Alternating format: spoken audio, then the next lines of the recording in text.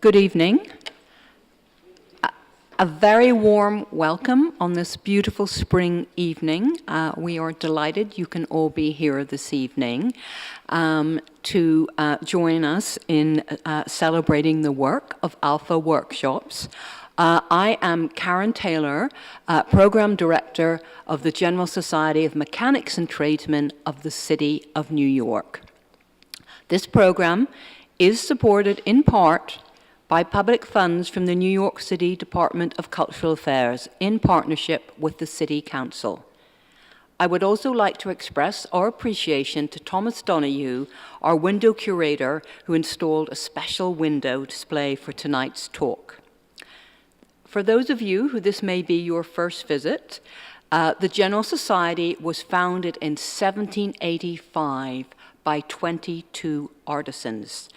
These skilled craftsmen represented 22 different trades, which includes carpenters, blacksmiths, saddlers, goldsmiths, tailors, and silversmiths, among many others. Today, our 233-year-old organization continues to serve the people of the City of New York through our educational and cultural programs. These include our tuition-free Mechanics Institute, our Lock Museum, which, by the way, is upstairs, and you're welcome to have a look at it after the lecture tonight, which is the John M. Mossman Lock Collection, the General Society Library, of course, which you're sitting in, and our nearly 200-year-old lecture series, of which tonight's lecture is part of. You will find additional information on the blue and white postcard on your seat. As I mentioned, tonight we really have a very special presentation from the Artisans of the Alpha Workshops. Now, you may have already seen some of their stunning examples of their work in the display windows and at the tables at the front of the room. Victoria Dengel, our executive director, and myself were fortunate enough to have an opportunity to visit Ken Wampler and the Alpha Workshops at their Chelsea home and see some of the extraordinary work there that has been generated by both the Alpha Vocational School and the Alpha Workshop Studios. Dedicated to creating beauty and changing lives, the Alpha Workshops is the nation's only non-profit organization providing vocational decorative arts education and employment for at-risk youth and adults with disabilities or other vulnerabilities. The organization was founded in 1785. In this presentation, Alpha Workshop... Oh, sorry!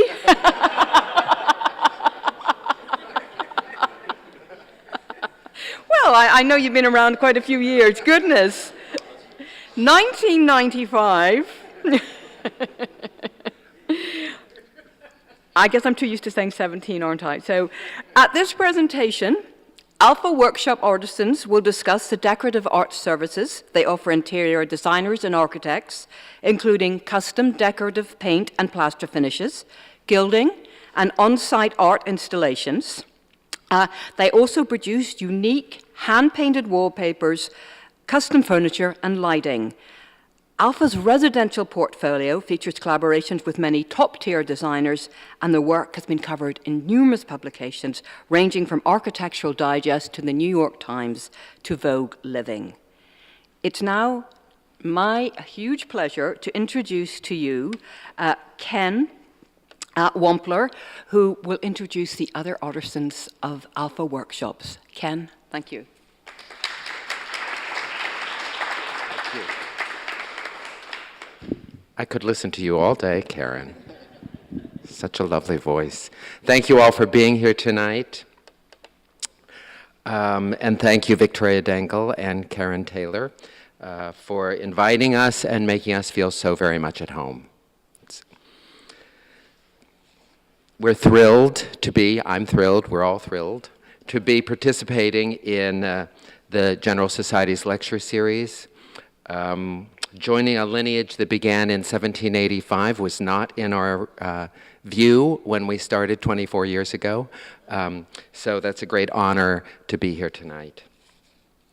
Now, I guess I should be paying attention to this, shouldn't I? Yes, I should. Now, in 2018, the Alpha Workshops comprises, worked. Comprises two entities, related but distinct.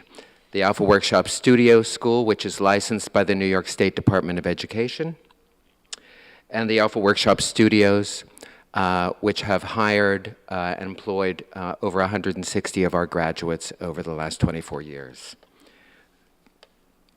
When our studio managers take the mic, they will tell you about the school and about the beautiful products that they make and the services that they provide to architects and interior designers, and something of their teaching. That said, what I'm here to tell you about are the founding principles on which Alpha was built.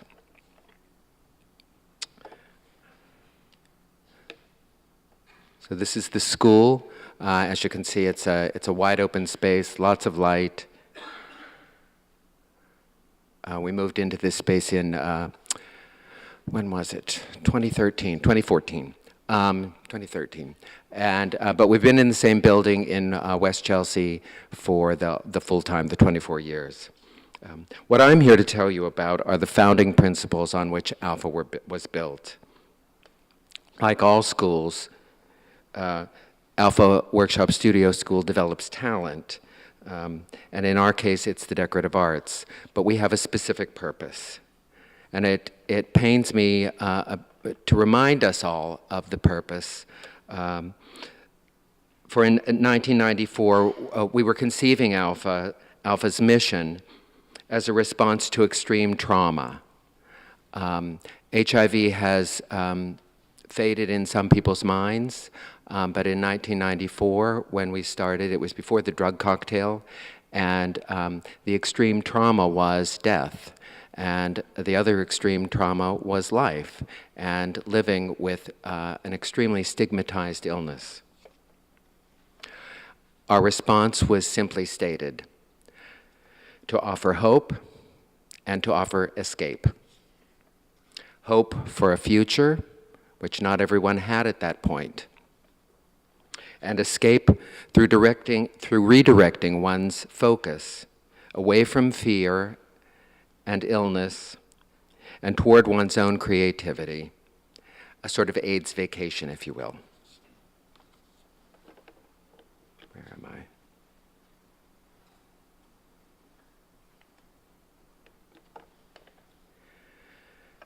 am I? So we made a place where HIV was neither a secret nor a focus. The focus is creativity, and you'll see much of that tonight. And along the way, and over time, we learned a lot about trauma. We learned that it comes in many forms, and through responding to HIV, and though responding to HIV was our intent, Alpha's safe space also provided cover for a full range of other challenges faced by students in our school: traumatic brain injury, PTSD, sexual violence, mental illness, autism, other learning disorders, substance abuse, history of incarceration, and massive numbers of people who were and are still being rejected by their families and by society. You could say that through our attention to teaching decorative arts, we are operationalizing hope to those who have suffered trauma. It has worked. It's worked for 23 years. And we are now working with a wider range of disabilities and also piloting programs to LGBTQSA young people who experience their own form of marginalization from society and their families. I think I've completely screwed up the slides, completely screwed up the slides, so just ignore that, please. I will let Russell straighten that out. Now I'm going to turn the program over to one of Alpha's studio managers, Russell Van Peterson, who has been creating beauty and teaching students and making just the most marvelous work for about 21 years? Long time. Please welcome Russell Van Peterson.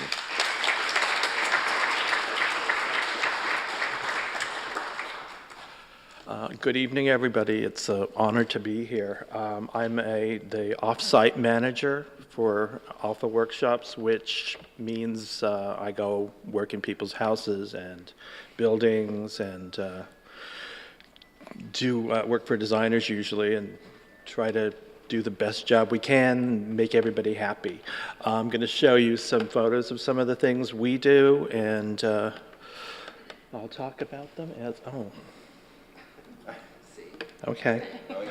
Oh, there we go. So this is basically my area that that we work in, that I'm in charge of, drawing, painting, and wall finishes. We do a lot of Venetian plaster, and I've trained all my staff and trained students in the classroom. So we go out, this is a job we did for a business, and on-the-site training is really the best way to do it. We train in the class, and then we go out and we work. Another photo of that. This is the classroom. We teach the Venetian plaster, and then I also teach faux finishes. I teach wall glazing and all kinds of different things. This is a finished product. We work on large boards, or we try to work on walls, because working on a flat surface is much different than working on a vertical surface. So I try to give everybody a chance to do work on vertical surfaces. This is one of the finished products. This is a beautiful apartment in the Dakota that we did. It's been featured in several magazines, so we're very proud of that.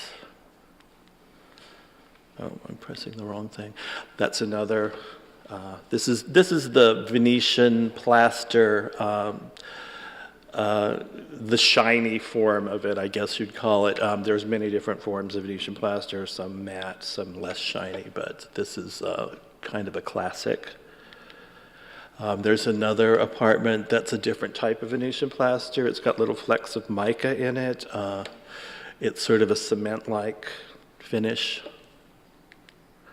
Now we're moving on to some of the glazing things. This particular, you can't really see it so well, has got a stipple technique, a strié technique.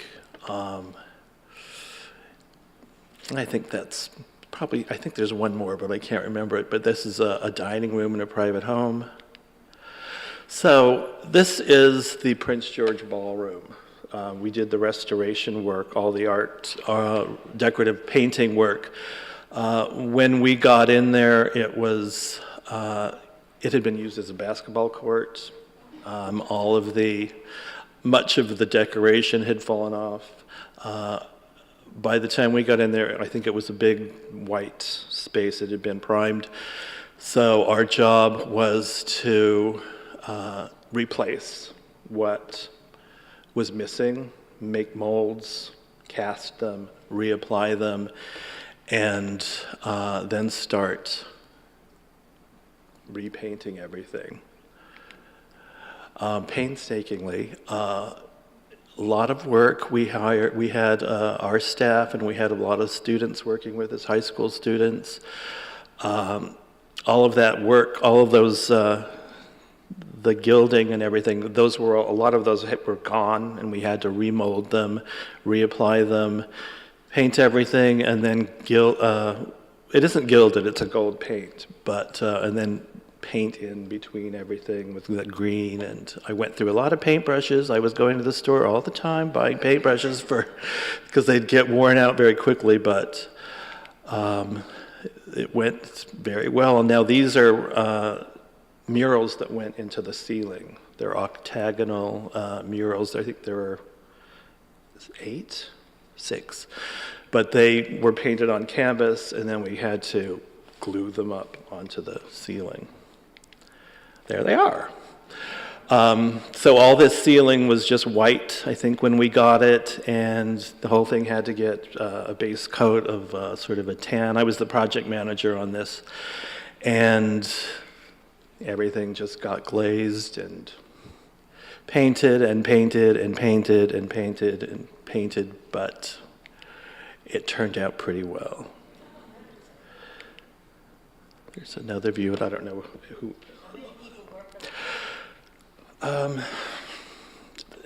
It varied, but usually I think about 9 to 10. Our staff, and then we'd have some students from other schools working for a little while, and then they'd, go back and do something involving school. How long did it take? I can't, a long time. I don't, a couple of months maybe, or maybe a little bit longer. I know that hurry was basically what we heard a lot of. So now this is some drawing. Students learn drawing. They get a small drawing, and then they learn how to scale it up and do larger versions of it, but mostly architectural objects. They learn cross-hatching, which is the technique of crossing over one pencil line with another, as you see there, for shading and things. There's another beautiful example. So they start out with a small piece, and then they work on a larger piece. And then that goes into, even increasing things and making large murals or whatever. So this is Gracie Mansion. So we painted this floor, I guess, 2002. The floor had already been painted, but by the time we got in there and saw the floor, it was basically olive green. It was all the varnish had yellowed, and so our job was to redo that design basically and freshen it up and do it in new version. There it is in situ. So that was a bunch of us students, staff at Alpha Workshop, hands and knees, weeks and weeks and weeks. But it turned out pretty nice, and I believe it's still there. I guess, I haven't been up there in a long time, but we used to take care of it all the time, and we haven't been up there so long in a little while. But there's usually, it's usually the top of my head on my painting the marble, but we've got students, a large part of our staff and students we were working with, just painting away. So these are murals. Now we do a lot of mural work. We have been doing a lot recently. We've done a lot for the Humane Society, a lot in their building. These are panels that are painted, designed and painted. This is for a tiki bar that's opening uptown in a hotel.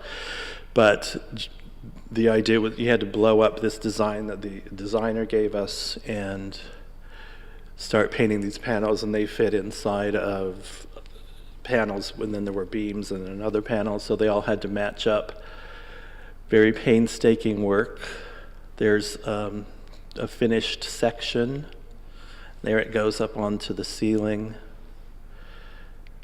And then this is a mural in the same place.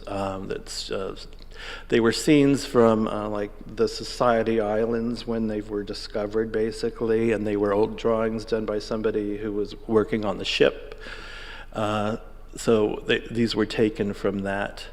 That's a full view, and then that's it, hung up in the restaurant, and then there's that ceiling right there.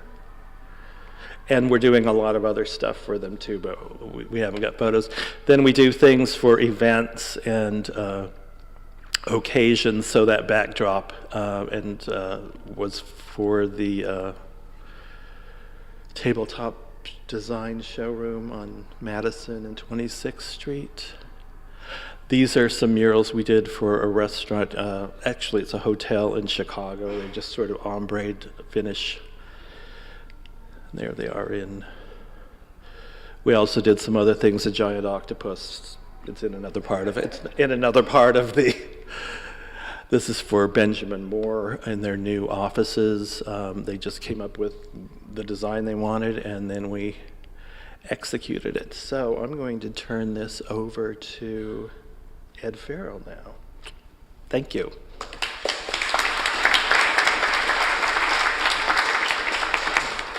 Thank you, Russell.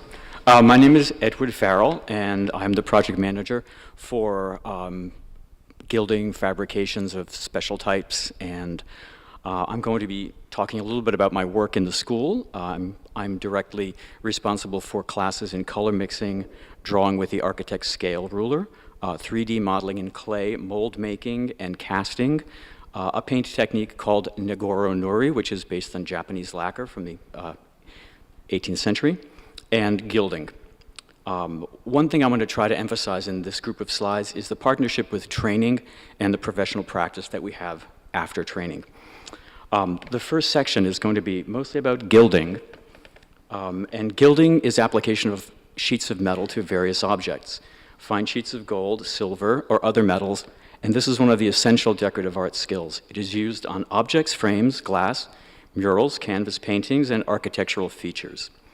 At the Alpha workshops, we practice gilding techniques that are appropriate for many work environments and surfaces, including glass, resin, canvas, and painted wallboard.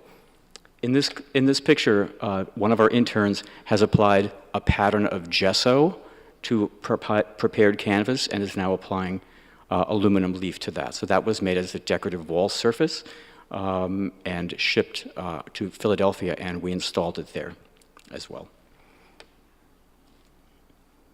This is a similar technique done recently by one of the students in the training class, where he created this pattern with gesso on canvas and then also applied aluminum leaf. That's a particularly beautiful example of that, I think.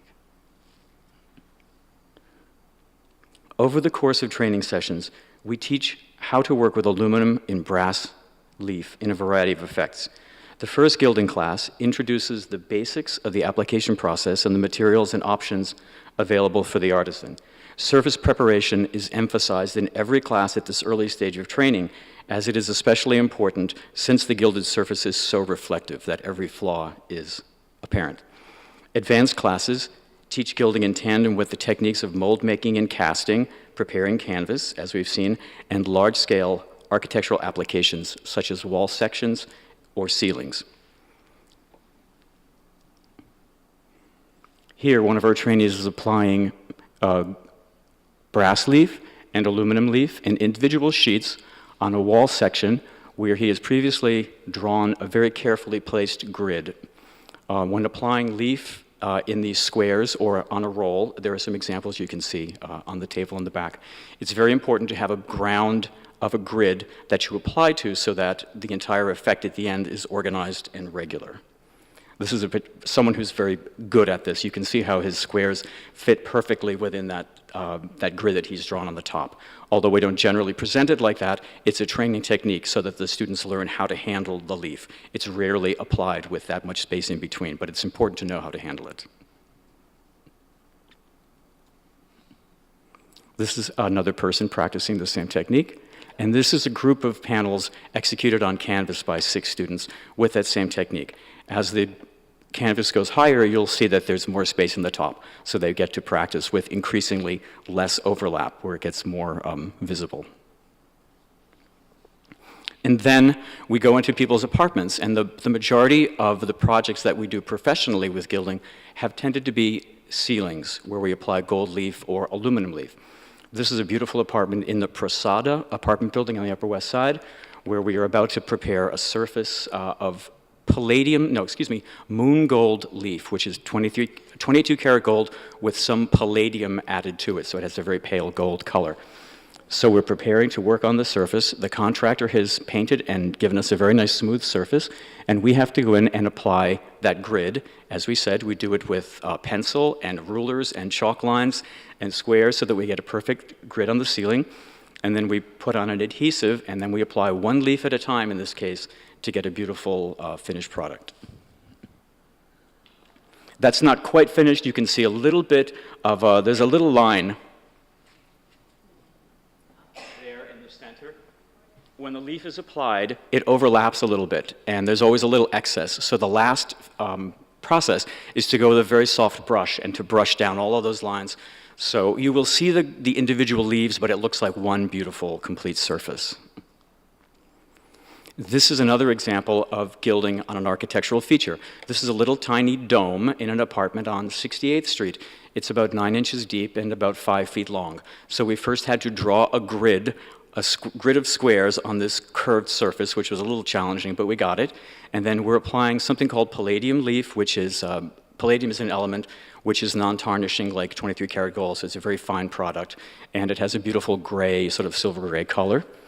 So we've applied the leaf with the adhesive, and now we're at the process of, we're about to brush down. In this picture, you can see the grid of all the individual leaves, and you can see little strange shapes in between in a sort of dark color. That's the sort of shadowy bits of leaf that's hanging down that needs to be brushed off to make a beautiful smooth surface at the end. And there it is complete. That light in the middle is just a light bulb. Eventually there was a chandelier placed in that space. This is a casting from the Prince George. After the project was completed, a series of awards were given out, and we got one. And so that was one of the castings from that project as well, that we actually created them. And then we got it given back as an award. How about that? In the gilding class, in the casting class, students get to work with, we give them images for inspiration, and then they work with modeling clay to make various low relief sculptures in different styles. They get to choose from these images and work with them. And then in others, they're given elements to work with, and they assemble various sort of frame sort of moldings that can be repeated. They then do the mold making with latex rubber, and then they cast these objects in plaster and prepare them. These are some of the lighting elements from our line of custom lighting, the Eden Rock lamp, which we've made many of in this collection called See-Through 1 and 2, because you can see through them because there's a hole there. So some of our projects for class are ones that the students make, and then there are some that we give them to work with. So in this instance, we give them an architectural piece already made to work with, and the ones that you saw previously were ones of their own creation. So they get to work on something quite classic, and they get to work on something that they've designed themselves. That's an application of aluminum leaf, very good one. It's very, very shiny and smooth. And those are a couple of pieces from our own lighting collection that have been gilded by students. So the next part of this is a lot of individual pieces sort of from our portfolio that but all of us have been involved in some way or another, but I'll tell you about them. This is Takashimaya, the lost and long lamented Japanese department store on Fifth Avenue, and we were asked by architect David Mann, who's in our building on 29th Street, to make a sculpture for the children's department, which they wanted to have something like a root of a tree growing down from above, a very spooky effect for children. But we did it with, we ended up using grapevine, so that piece is bolted into the cement slab ceiling, which is 4 feet above that, so we had to go up into the ceiling to do some attachments. And then it's many, many pieces that have been fused together to make the effect of one piece in the center, and some of them come down on the side as if they're growing right out of the ceiling. These are gilded and placed leaves that we did for Lifetime Television Network. They were made of pine. We got beautiful pine boards that were very thick and 9 feet tall, and carved, prepared and gilded those, and also installed them. Russell did that finish on the background, which is lovely with a kind of faded out edge. These are some lamps from our lighting collection, which include gilded techniques. The one on the your far right is paint with aluminum leaf that's been sanded down. The next one is paint with gold leaf that's been abraded pretty heavily, sort of like the Japanese technique that you see on the next one, the Nagoro Nori, which is many layers of paint that have been sanded through. And on the far left, a finish Russell designed, which is called Rustle, R-U-S-T-L-E, and it's made, shall I tell the technique? It's a string that's wrapped, it's a string wrapped cylinder which is then gilded and painted over. This is the technique Nagoro Nori as well on some small little tabourets or side stools we call them. You can use them as a seat or you can carry them around as a small table. The paint is applied in many layers and sanded smooth, and then at the end the top surface is sanded through so you see the color below. That's a desk in the same technique at the New York School of Interior Design. There's more of that surface made with a string, and this is a series of doors on a beautiful bar cabinet we did for a client recently. That's a very large bathroom vanity in the same technique. not our wallpaper. I'll just add that before Erik talks. This is New York University Polytech, it's called, in Brooklyn. We made that desk on the far side with a technique of combing and paint. This is a kitchen island in a very luxurious apartment in Manhattan. The entirety of that is gilded with 23-karat gold, and then that pattern that you see is created by rubbing with steel wool through a template, a sort of stencil. This is a glass fronted bronze cabinet, and we did this technique generally called verre églamisé, which is gilding or painting behind glass. So all of that pattern that you see is applied decoration, and there's aluminum leaf behind it. There is a sample of that on the table as well.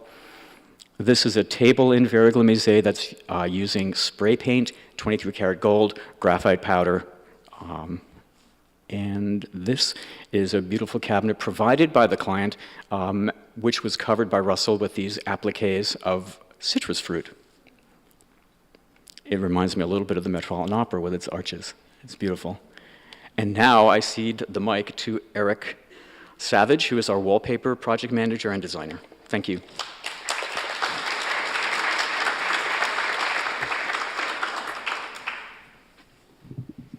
Hi, everybody.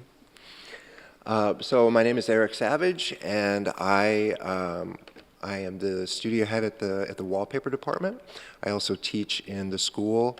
I teach the students processes like block printing, color rubs, creating repeating patterns, stamp carving, and other techniques, including our folded technique, which I will get to in just a moment.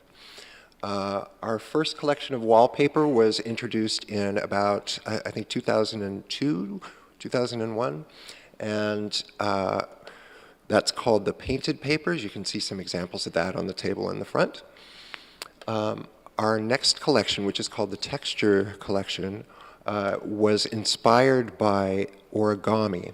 So we carefully measure and fold commercial-grade wallpaper and then paint it after it's been unfolded. And when you apply the paint, the texture, the peaks of the folded paper grab the paint, but not the valleys.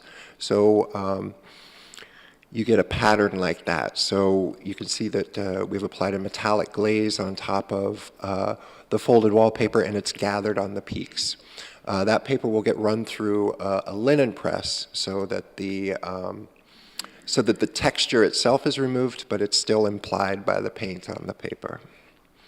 So here's an example of one of our studio interns folding Horizon, which is one of our most popular papers. You can see we make a lot of that. That's the intern applying paint to the sponge. He then rubs it on the paper, and again, it gathers on the peaks. And once it's run through the linen press, that's what you end up with, is a huge order of wallpaper. It was a big order. This is one of our artisans installing one of our painted papers. This is called Astral Oxide. This was in a beautiful Harlem brownstone. And you can see it was a really complicated install, a lot of shapes, a lot of corners, a lot of cutouts. They did a really fantastic job with that. You saw the Horizon paper folded. That's an example of it installed. And here it is installed in an office. You can see that it doesn't match on the sides. The seams kind of disappear though anyway. It's a really versatile wallpaper. There it is in another colorway with a Nagora Nori lamp that comes from the fabrications department. And here we have Bank, which is another one of our folded papers. And there we are at the Dennis Miller showroom at New York Design Center. It's one of the showrooms that we're represented in. Once we paint our paper, we lay it out in the studio and make sure that it's inspected. We want to make sure that everything is in perfect shape before we send it out. And here is another example of one of our papers hanging in a new showroom that we're represented in Los Angeles. That is the Spencer paper in the steel colorway. In the classroom, you know, when we work on folded papers, one of the exercises that we do is we pull a magazine, a room from one of the design magazines for inspiration. And the students will get that picture and then have the opportunity to create their own fold or fold one of the papers that we make and come up with a colorway that's going to complement the room. So you can see this is some of the student work. There's some really cool folds that they came up with, but you can see the magazine photos that they work from. It's one of the exercises that I think is a really practical one, finding colors that will work in a room. It's a good exercise. We do a lot of techniques. One of them is combing. So this is one of our artists doing a combing technique. He's using a very thin glaze that he's going to also use a rocker on, which is a tool that's going to give you like a faux bois, faux wood look, which comes out kind of like that. That's our oh-so-faux paper. We also use a trowel technique in order to create this beautiful paper. That's us inspecting it before it goes into that installation. That's in a house up in Kent, New York. Yeah, it's a really cool one. Another one of the techniques that we use is a dry brush. So here is a paper in process. This is called Mirage 2. It's done, there's a color rub underneath. There's a dry brush technique for that pattern. Then it gets a kind of a metallic glaze and turns out like that. I love that one. Another technique that I mentioned was block printing, and we do that actually with builder's foam. We put our design on the builder's foam and then cut it out with an X-Acto knife, like that. The paint is applied to the stamp, and then the stamp is applied to the paper. And then you end up with a cool paper like that. That's a high line in 4 different colorways. This is one of our textured papers in the Kips Bay show house, I believe, a while back. That's Skyscraper. And that's the wallpaper presentation right there. Thank you. I'm going to give this back to Ken now.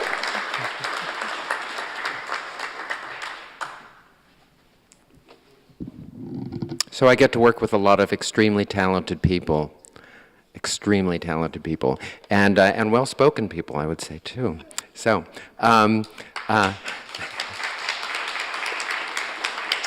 so before we start Q&A, I just want to let everyone know that if you want more information about the Alpha Workshops, if you know someone who might be a good student at the Alpha Workshops, or if you want to hire an intern, or if you are a designer or know a designer whom you want to have a materials presentation given to, info@Alpha Workshops. Or give us a call, 212-594-7320. There are cards over on the table, so I hope you'll take an opportunity to look at some of the samples that we've brought on the table. So I think I'm going to invite my colleagues up here and see if there are questions. Before we begin the Q&A, please know that the presentation is being recorded, so please wait for the microphone to come to you. Sure, come on up. Question, right here. Karin, there's, I guess. Hello, pardon me. Everything is jaw-dropping, gorgeous. Question, whether it's the wallpaper or any of those applied metals, the Gilding. Those surfaces must be fragile, like in the hallways or under that kitchen with the gold gilding, the kitchen island. How is that managed? Very careful staff, mostly. Some of these places you'll see are in very luxurious environments, so they don't get so much traffic. Gilded surfaces are frequently up out of the way. That's a very unusual application for leaf to be in a it's called a kitchen, but it's really an entertainment center where people approach the bar, have a drink. It's not it's not a heavily cooked-in kitchen. It's an event, more like an event space. But in that case, it has a varnish coat over it, so if something splashes on it, it can be wiped. The ceilings and all of that, they generally are just left as they are and really never touched because they're out of harm's way. But gilding can be varnished if need be. I also just want to say that the wallpaper is actually pretty durable, and it covers all ills on a wall that's not so perfect, but it's all done with house paint, Benjamin Moore acrylic house paint, so it's wipeable and super durable. And the plaster, do you want to address that? Don't get anything on the plaster because it's durable, but if, I usually wax it after I finish applying it, and it's, many coats of plaster troweled on and then shined up with a trowel. I usually wax it. It makes it, you can wipe it down a little bit, but if you get like a big oil stain or something, it's pretty much, you either have to replace the plaster in that area, or if it's really bad, you just have to do the whole wall again. Thank you very much. A very inspirational presentation. I don't think the people in 1794 could have envisioned such an enterprise. The logo is outstanding. I'm just curious if there's a story behind that. The Alpha Workshops logo actually was inspired by the Omega Workshops. And the Omega Workshops was started by a group of people, but mainly Duncan Grant and Vanessa Bell. They were members of the Bloomsbury Group in London at the beginning of the last century. And they were fine artists who set their hands to decorative art. So nothing was safe around them. Their plates were painted, their hats were painted, their lampshades were painted, their floors, their walls, their ceilings, their cups, everything was painted. And as a young man, I was living in London and just fell in love with them. And so, where they got their name was Omega being the last letter of the Greek alphabet. They were simply the last word in fine design. And so when I was looking for a name, I chose Alpha Workshops so that they would be sort of spiritual grandparents, and Alpha being the first letter of the alphabet, standing for new beginnings. So, and this man right here made the logo. Never thought it would be around this long to show it over. I thought we'd probably get a new one, but I guess we're still using the same one. So, sorry. Can I say just one more thing about that logo? We initially used a stamp, a small stamp, to put the sort of A, the Greek A, and the W on there. Eventually, this logo, exactly as you see, it was designed by a great company called Giannazzini Design that took our original logos and kind of gave it a more graphic format. I just want to add my thanks, and I have a question. How do students come to you? How do you find students to participate in the program? I'm trying to locate the voice. Okay, oh great, okay. Students come to us in a variety of ways. A lot of word of mouth. When we first started, I'd been a decorative painter. And then when HIV happened, I stopped that and started volunteering for an organization that was called the AIDS Resource Center, is now called Bailey House. So I worked there for about 10 years developing housing for homeless people with HIV. And then when I left to start Alpha, I knew that what was important in terms of hierarchy was that people would need to, after diagnosis, people would need to get their medical care in order and then their housing in order, and then possibly they could consider what was next. And so we started out mainly having relationships with housing organizations. But at this point, it's people come from far and wide, a lot of word of mouth.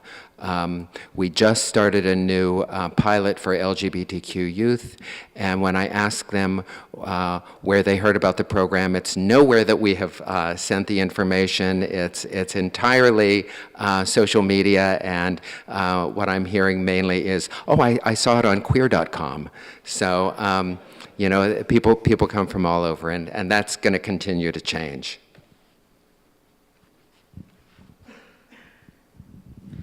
I'm interested in the transformative effect that you've had on these people that have been your students. I mean, the artwork is absolutely fantastic, but how has your initial mission, which is hope and bringing creativity to people as a way to escape their HIV, how has that really come to pass in terms of the people?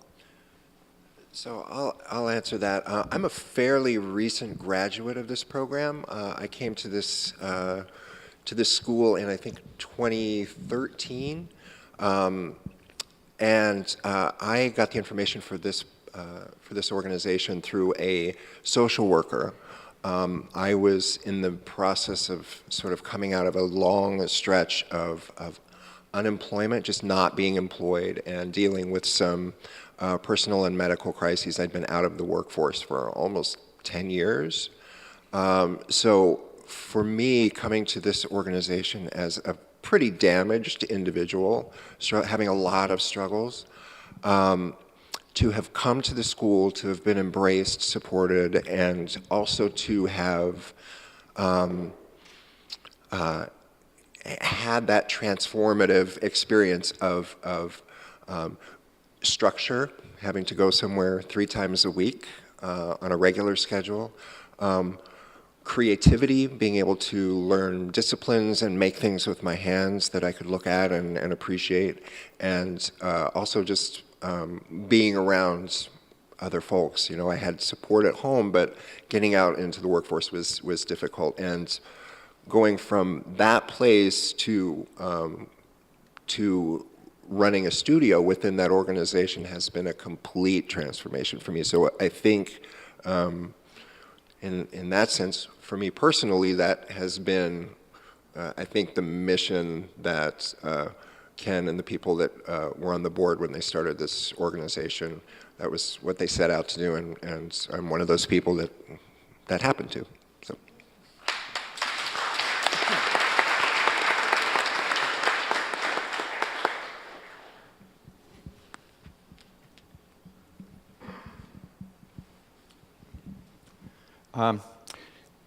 For students, for people that go through, is there a regimen of a structured course series that the students go through and come out with a degree, so to speak, at the end?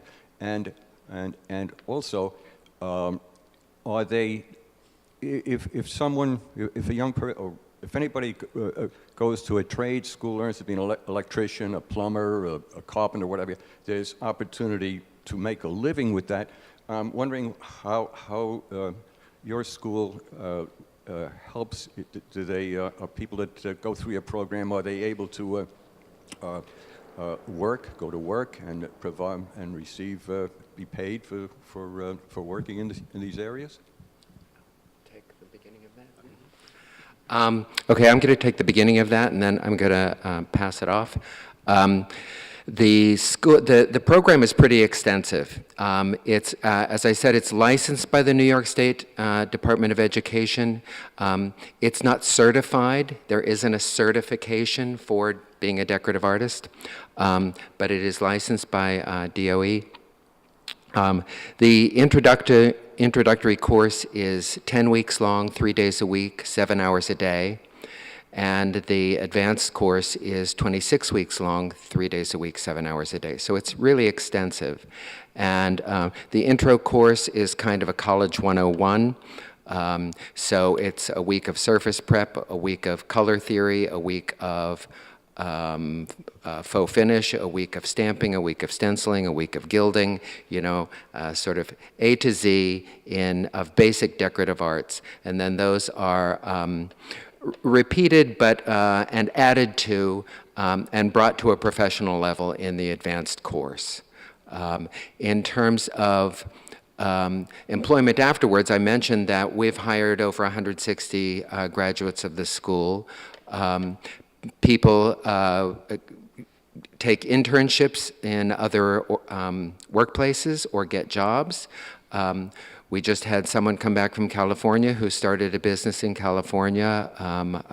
We hired him and wanted him to stay, but he went to California and started his own business. I think anybody who has the ability to both do the work and get the work, that's the ideal combination. Freelance is a great way to make a living, and particularly so for a decorative artist. So do you have anything to add to that? Well, I would just add that initially we had a very small studio, and as the training program became more formalized and our business became more busy with projects, we hired more people from the training. There was a period where we were hiring, not everybody, but a very large proportion of the people who trained got hired. And as we absorbed as many employees as we could into our work, we did that when financial 2008, 2001, these various times where finances become more difficult, people spend less money, we have less money to spend on staff, we've maintained a staff over a very long time. We have a really amazing small core group, and people come in and out from there. The training program prepares people to do lots of creative work. It's also very therapeutic. We've always tried to figure out how to capture and be credited for the therapeutic value as well as the professional value, which you can see the professional value in pictures, and we have hired a lot of people and done all these jobs, but it's still a struggle to place people in jobs. So we have finally someone on staff who's involved with trying to find job placement. So if you have any ideas, give us a call. And our internship. Yes. One thing? The classes are very structured, like I teach marbleizing and wood graining and other things like that, and glazing. Everything is done step by step, so you can learn if you approach a project, even if it's not exactly what you learn in class, you know how to start something, and you end up with a really great portfolio. Everybody who leaves there has a really great portfolio to show a designer or a client. And just recently, we've also learned that we're teaching artists. Teaching artists, yes. So what we're finding is that many people who come through are more interested in being teachers than being decorative artists. So we're working with them now to for instance, that LGBTQ youth project we're doing, we're using an intern so that he can learn to teach. We're also doing, we just this spring did our third program with the New York City Department of Education District 75, which District 75 works exclusively with students with disabilities, and we do, we've done 3 trainings with their teachers, their shop and art teachers, to help them train their students. One more thing, I would say we have paid interns, we pay them. In passing, Benjamin Moore was mentioned, and I wonder if that's a brand you use exclusively, and if so, why? We've had a great corporate relationship with them. They've been extremely supportive, but we have found over time that I sound like a booster here, but the products have served us very well. They're great in wallpaper, and I'm just going to mention that there are some samples at the back that are these big, heavy, thick, 1-inch thick pieces of board with very colorful designs on them. We've done that technique a lot on furniture, and we end up using a particular kind of Benjamin Moore paint because it's meant for walls, but it behaves sensationally as a furniture finish, and it's very extremely durable. So those are samples of some very large panels we're working on for their new showroom, which is not open yet, but it should be opening, I hope, soon at 200 Lex, the New York Design Center. So we don't use them exclusively, but we have a great relationship with them, and we use the products because they work for our needs almost all the time. Is that paint available to the public? Yes, sure. It's all the regular stuff that you buy at the Benjamin. If you see that big Benjamin Moore awning, they have different lines of paint. They have Regal, which is for walls. They have things that are meant for trim. So there's a great variety of products that work for different applications. Last question. Hi, I have a couple of questions. I just want to know, is there a tuition? How do you accept people in your program? Is it like a school year? And where are the women? Okay. Okay, one at a time.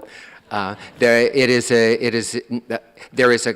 is no cost to the student, so everything is scholarshiped.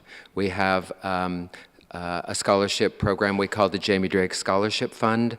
Jamie Drake's the chair of our board. He has been tremendously supportive. He's a fantastic designer and a wonderful man. Students are not charged. Application is made just as you apply to any school. The criteria originally was HIV.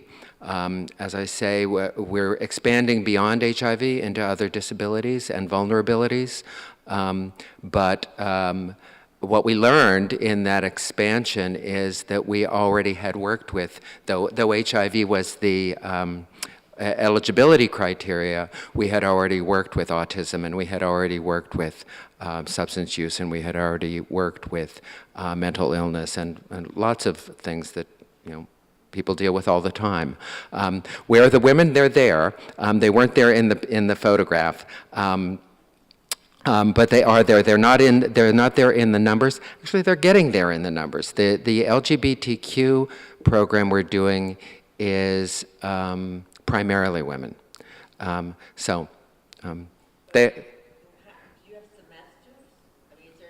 Oh yes. So the intro course is 10 weeks.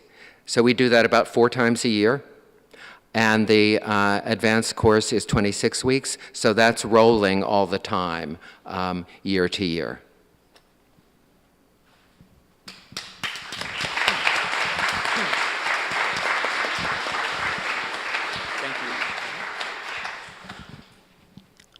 So, before you all walk away, I'm going to ask if you could remain. First of all, I want to thank Ed, yes, thank you. Ken, Erik, and Russell, and also Paul, who's been behind the scenes. So I want to thank you all so much. That was a spectacular presentation, and I'm going to say it really is a case of creating beauty, changing lives. It's the absolute definition. The work is exemplary, fantastic, beautiful, and gorgeous. And the fact that you are making such a difference to so many people's lives. We are honored to have you here, and we are delighted that you have shared what you are doing to help the people of New York City. So thank you all very, very much.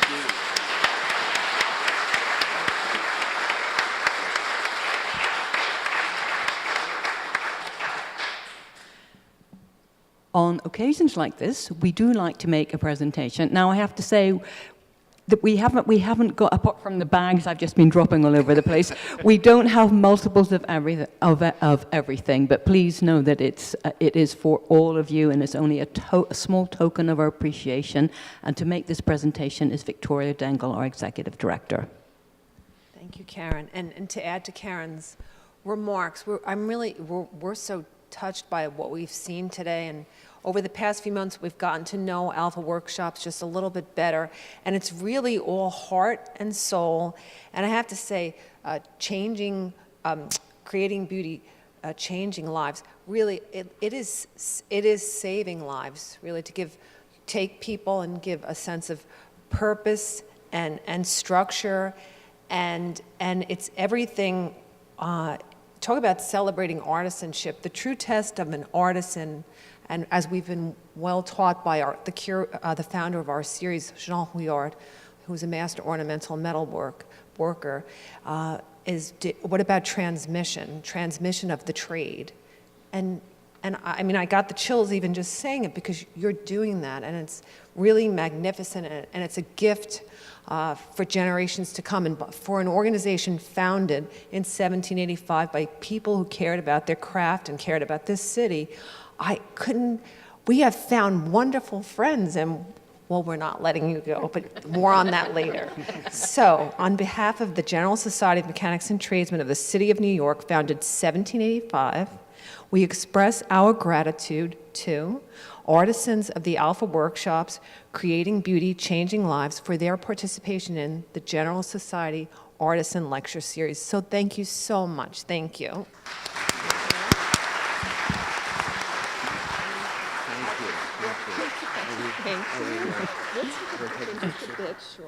So just to assure that we're not losing you, well, you're all now, as of today, lifetime members of the General Society Library. So you're not going anywhere. That's the part. But you all get an individual card. You don't have to come together. And finally, a little memento of this evening. And as I said, the one thing I could find plenty of, we have General Society tote bags. So we have one for each of you, and our motto, by the hammer in hand, all arts do stand, and that seems particularly appropriate. This has just been the most marvelous presentation. As I said, we are so honored that you could be here tonight. I hope that you will now, the audience, I hope you'll now join us in a glass of wine. I am sure that the artisans of the Alpha Workshops will be happy to answer more questions. Thank you all so much for coming this evening. It's been a wonderful evening. Thank you. Thank you.